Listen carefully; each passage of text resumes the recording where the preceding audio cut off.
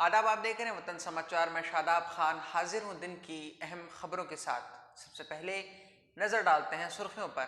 द्वारका में चर्च पर हमला, ईसाइयों ने बजरंग दल पर लगाया उपद्रव का इल्जाम।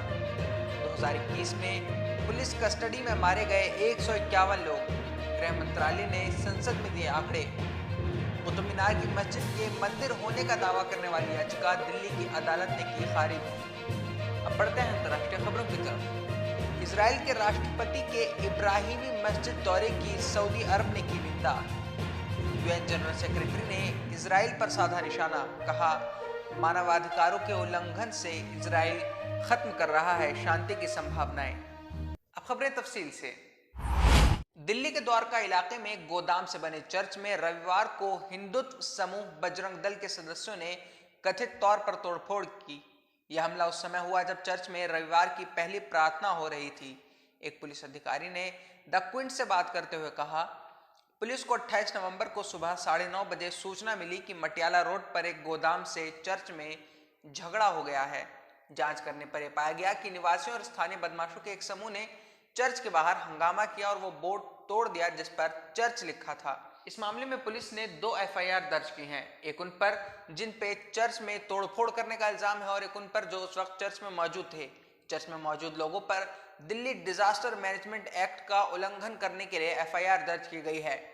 इस एक्ट के दिशा निर्देशों के अनुसार कहीं पर भी लोग बड़ी भीड़ इकट्ठा नहीं कर सकते।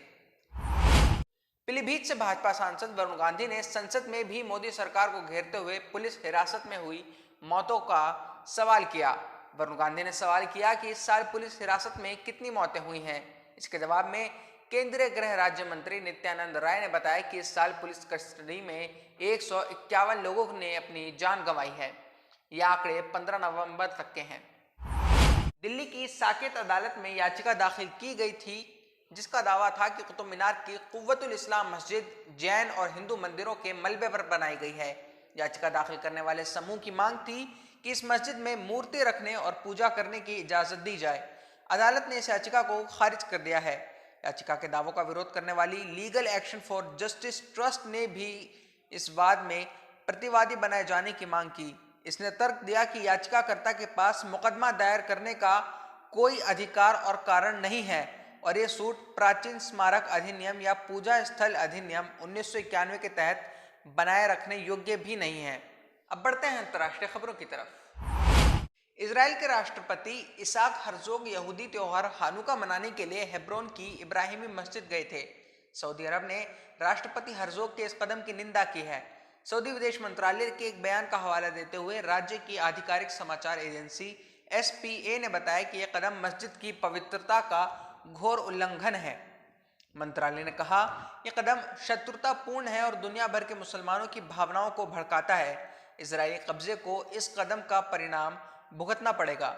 हर्जोग ने हनुका में आयोजित एक मोमबत्ती प्रकाश समारोह में भाग लेने के लिए रविवार को मस्जिद में जबरदस्ती घुसपैठ की थी। संयुक्त राष्ट्र महासचिव एंटोनियो गुटेरेस ने कल कहा कि फिलिस्तीनी मानवाधिकारों के इजराइल के उल्लंघन और अवैध इजरायली बस्तियों ने शांति की संभावना को खत्म कर दिया है। फिलिस्तीनी लोगों के साथ एकजुटता के अंतर्राष्ट्रीय दिवस को चिन्हित करते हुए गुटेरेस ने कहा, पूर्वी यरूशलेम सहित अधिकृत फिलिस्तीनी क्षेत्र के हालात अंतर्राष्ट्रीय शांति और सुरक्षा के लिए एक महत्वपूर्ण चुनौती बने हुए हैं। गुटेरेस ने जोर देकर कहा कि फिलिस्तीनियों के अधिकारों के लगातार उल्लंघन के साथ साथ बस्तियों के विस्तार से 2 राज्य समाधान की संभावना खत्म होने का खतरा है। आज के लिए बस इतना ही। जुड़े रहिए वतन समाचार के साथ। अगर आप इस चैनल पर नए हैं तो हमारे चैनल को सब्सक्राइब करें और बेल आइकन दबाएं ताकि हमारे सारे अपडेट्स आप तक पहुंचें। आप और खबरें पढ़ने के लिए हमारी वेबसाइट www.watansamaachar.com पर भी जा सकते हैं।